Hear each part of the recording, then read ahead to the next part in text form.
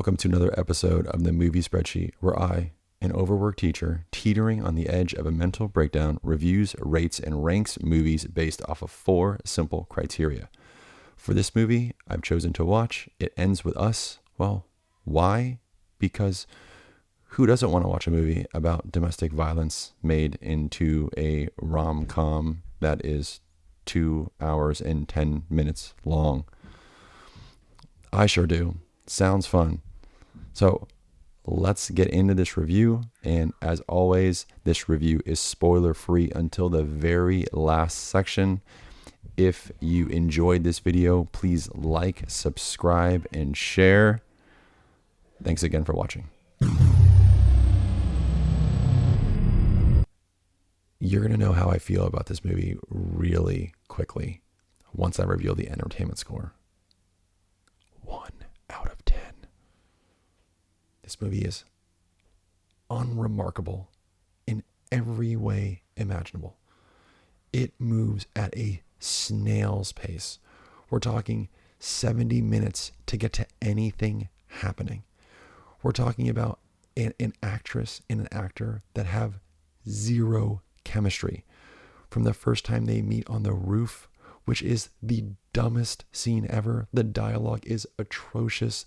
The stupid line about the cherries, which, by the way, turns out to be written by Ryan fucking Reynolds. What? It makes no sense. I hate this movie. The only reason why this movie gets a 1 out of 10 is because the flashbacks of her younger self in Atlas, I think, add some hope to a potential cut of this movie. We're going to refer to this as the Kyle cut at the end. That's going to be the lanyap section. Stupid New Orleans word, can't even say it. The lanyard section at the end, I'm going to talk about how I would cut this movie to make it better. Back to entertainment and why it sucks and why it gets a 1. Well, the dialogue doesn't fit at all. The music doesn't go with the tone of the movie at all. The movie is about domestic violence. Why is it light and airy? And by the way, I just watched The Fountain, Darren Aronofsky, 2006, and the sound and the music is so perfect for what is going on in the movie. And this is so the exact opposite for It Ends With Us.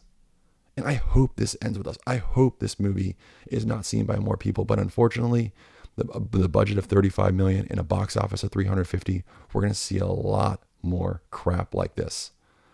So, entertainment, 1 out of 10.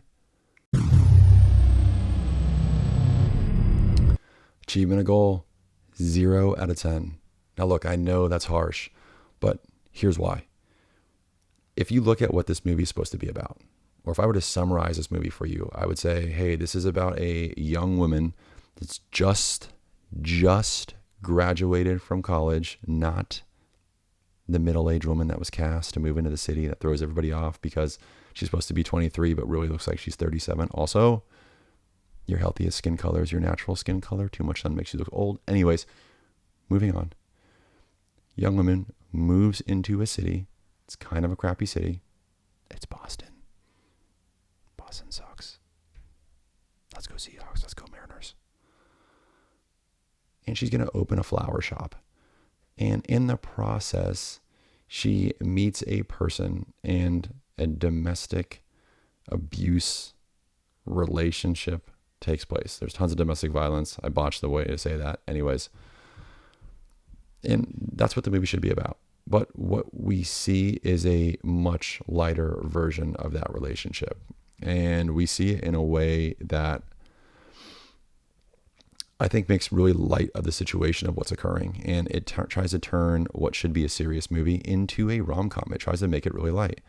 And I hate that. I don't think it fits. I also think it's pretty obvious that the main character's hair is clearly a focal point.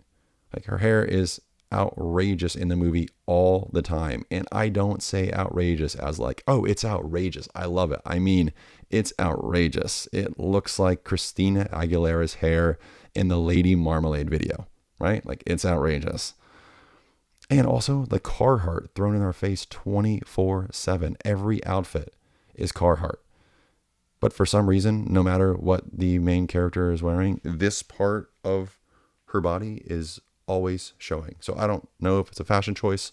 Also, I can't stand the fact that at one point she puts like pajama bottoms on, but she still has like her fishnet stockings on. I think that's what they're called, with like all the holes in them, and like a garter belt, if that's a thing. Like looks like a woman's jock strap. I don't know what's going on, but she just pulls PJs up on over that and then goes to bed. I'm like, what's going on? Is this doesn't seem very comfortable? Anyways, it's too light, and I think a movie about this topic needs to be a little bit more serious, and also needs to stay on point about the whole thing. So achievement of goal, again, 0 out of 10. This movie is heading towards the bottom of the spreadsheet very, very quickly. Length. You know what I'm going to say. 0 out of 10. Here's why. And I'm going to keep this short and sweet and to the point. So, unlike It Ends With Us, this movie is slow. This movie is too long. And this movie doesn't have enough good footage to fill a Bluey episode. So, I'd say go watch a Bluey episode instead. And if I could recommend one, it'd be the Cricket episode. Length 0.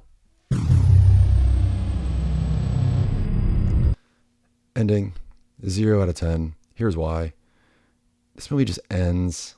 I mean, I guess they put a little bow on it and it looks like it's going to end all nice and neat. But I mean, is this movie supposed to be about empowerment? What is this movie supposed to be about? And does the ending nail that point home? And I think because the achievement of goal score is so low and we don't have any sort of goal as to what is supposed to be going on in this film, the ending can't ever really be successful. But wow, even though the bar was low, this shit still slid under that bar. Ending 0 out of 10.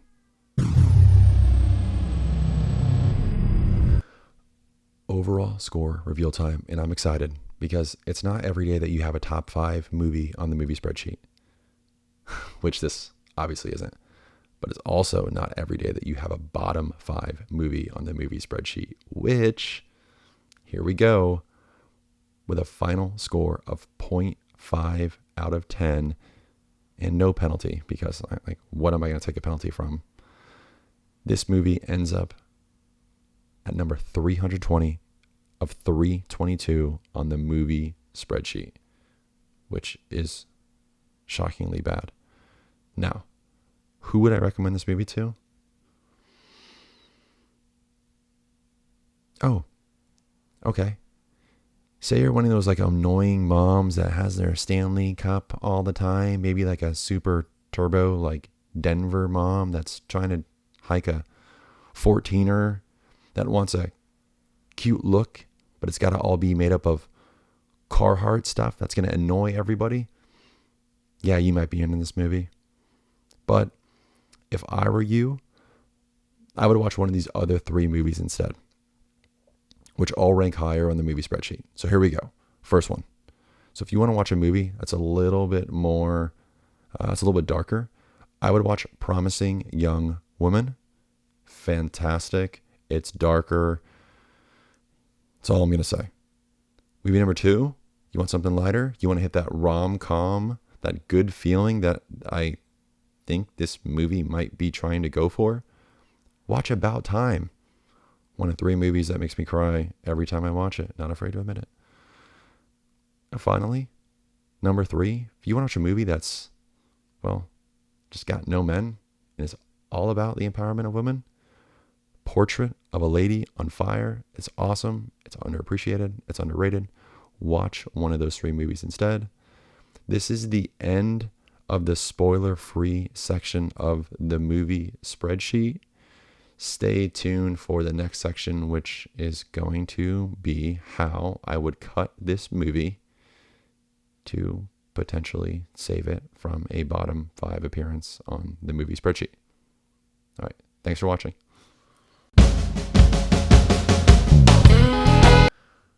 Okay, final bonus section, or as we say in New Orleans, well, I don't say this. As they say in New Orleans, the lagniappe section, which is a little something extra. This is the spoiler section. And what I've done for this section today is I have made a Kyle cut. Yes, a Kyle cut of the film. And why?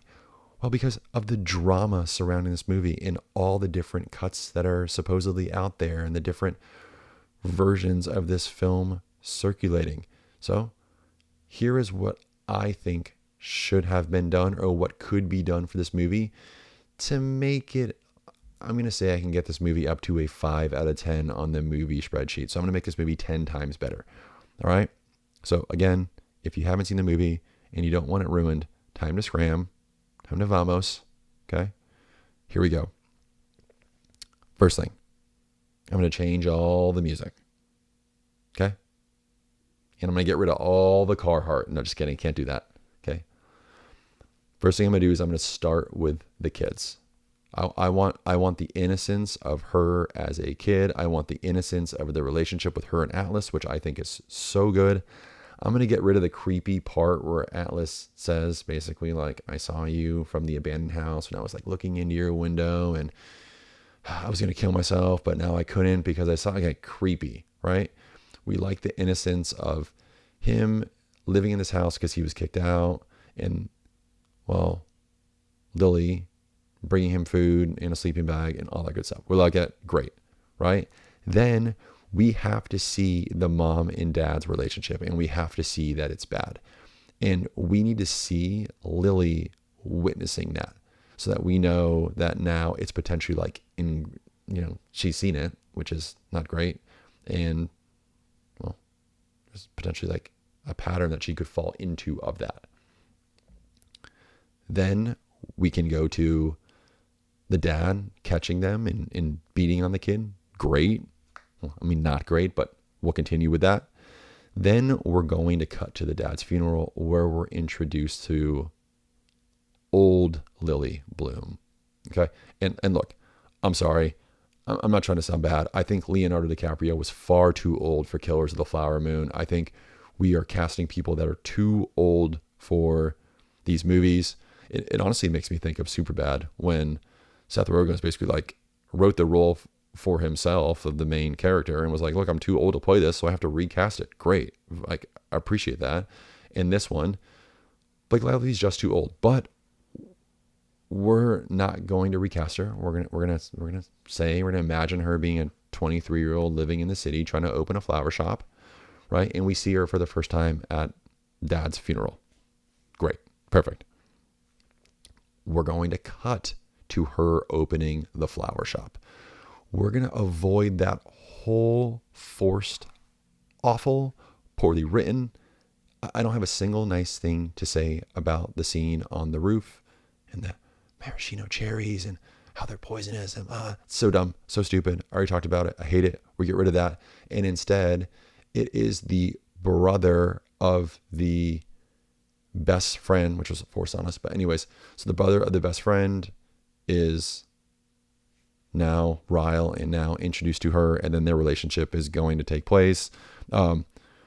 Unfortunately, we can't really show chemistry because no chemistry is like really apparent. But what we can do is we can show their relationship developing, and then we're going to cut to that. Then eventually we're going to go to that oven scene. Then we're going to move into the stairs scene, and we're going to make sure that we eliminate the restaurant. We're going to make sure that we eliminate Atlas. Like, none of that needs to be there, right? It's just all such bullshit. The fact that the reason why the stair scene took place is because of the tattoo that she has on her neck, because of the article where he mentions it and the name, and it's all like, no way. This is so implausible. It is so stupid.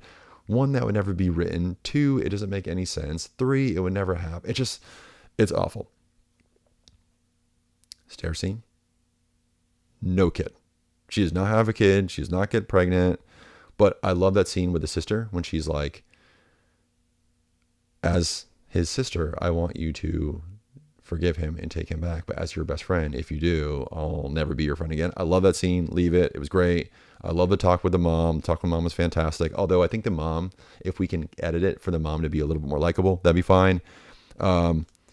Then we leave for the market. She goes in the market. This is my stroke of genius right here. She goes in the market, and as she's like reaching down, like a zoom in on her hand, right? And she's like picking up a, I don't know, like a piece of fruit or some crap. I don't know what she'd be eating. I mean, she's in Carhartt. So when she goes to pick something up, then the other hand comes in to reach for the same piece of fruit, and it's got the big old scar on the back of his hand. And she like looks up at the can like this. I'll act it out. She looks up like, boom, movie ends. And then you're like, oh my God, was that Alice? Are they like link up? Like, are they together now? Boom. Perfect ending. Great. It's an hour and 25 minutes. I fixed the movie. Thank you for watching the Movie Spreadsheet. Please remember, like, subscribe, share, comment below. I'll watch anything, as you can tell, since I've just watched It Ends With Us. So that's it. Reviews come out every Wednesday and Friday. Thanks again for watching.